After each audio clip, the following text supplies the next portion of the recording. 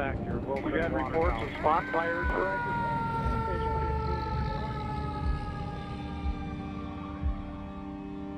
That first day we saw it start just in the Front Range. It was not in the city of Colorado Springs, it was in an unincorporated area of the county, but winds are unpredictable. The fire quickly turned and it came back towards Colorado Springs. We estimated we would have about 4 hours to evacuate. The way the winds picked up and pushed that down, we had on the order of 45 to 50 minutes. The firefighters that were up there said it sounded to them like a tornado. Flames were 100 feet into the air. We'd never seen fire burn downhill at over 50 miles an hour before, but that's exactly what happened. And it came right into Colorado Springs, jumped from house to house to house. All companies on. I remember watching mothers grab their children and throw them in car seats and throw things into the car as I would drive through and say, "You've got to go now." We are leaving the area. Pull out now. That ember shower was very destructive because we had a lot of wood shake roofs and we were seeing houses catching on fire within minutes of one another. At Chapita Park Elementary. This is something that we have to tackle. We cannot retreat. We have to be here. The community is relying upon us. In Colorado Springs, for many, many years, we've been saying that it's not a matter of if, but it's a matter of when. And so in the early 2000s, we started to look at how do we address that risk and then try to deal with that threat and mitigate those issues.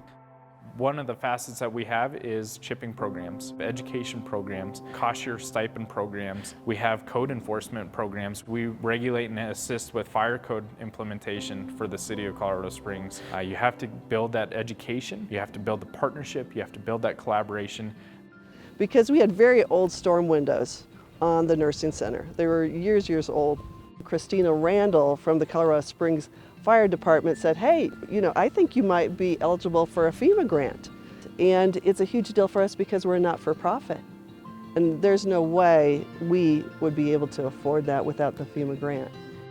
Through the neighbors working together, we were able to match funds from FEMA, and we probably spent close to $300,000 doing mitigation on the outskirts of our neighborhood. We view our programs as one of the cornerstones of a good emergency management program. A community working to build resiliency and build a stronger community is critical before any type of natural disaster occurs. Taking mitigation action has a strong return on investment. I believe the latest numbers are $6 to 1 for every dollar spent in reducing those hazards and the need for response and recovery resources. Some people fear mitigation as being clear-cutting. That is absolutely what it's not about, because you've got to use that vegetation to hold the hillside in. We do the work and then we come back up and they're like, "I can't believe this, it's so beautiful, it looks like a park, we can see the animals now." We created an absolutely beautiful park where the forest is healthier. Our whole effort is to preserve the conservation easement in perpetuity, and by doing this type of work, we've actually done that. We've got a very resilient community. Over 95% of those homes are now rebuilt. They're occupying homes that have been better engineered, that are going to be more resistant to wildfire. Some of the brakes and the fuel were created by the landscaping of the homeowners. Properly mitigated environment in the work that we do, it protects firefighters' lives. It was very important that the community understand that they needed to share in the responsibility. They needed to take ownership. So in some respect, it's a legacy ordinance that this community has worked on. When those community members were reintroduced to their property, the Colorado Springs Fire Department was there to help them.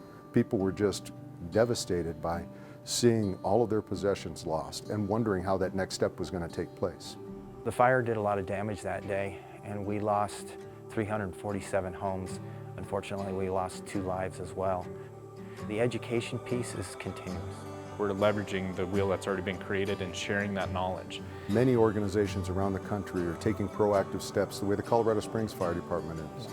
In Colorado Springs, we did have a wildfire come through and actually put the project to the test, and it proved that mitigation can work and does work. So this is a really great example of that. So I know that the human spirit drives us for the good of the community here.